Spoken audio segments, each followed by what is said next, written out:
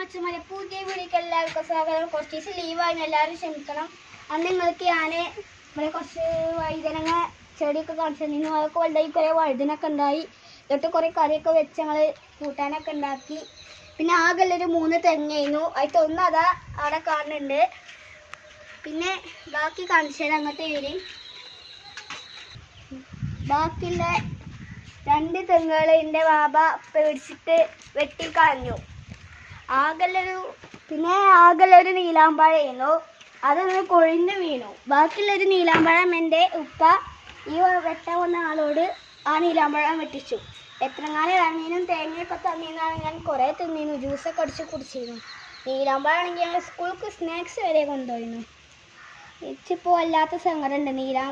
തെങ്ങ് വായ്പ കുറച്ചുള്ളൂ, പക്ഷേ നീലാമ്പഴം വായ്പച്ച് വല്ലാത്ത സങ്കടമായി. എന്നാൽ എല്ലാവർക്കും ബൈ. നാളത്തെ വീഡിയോക്ക് കാണാം. ടാറ്റാ.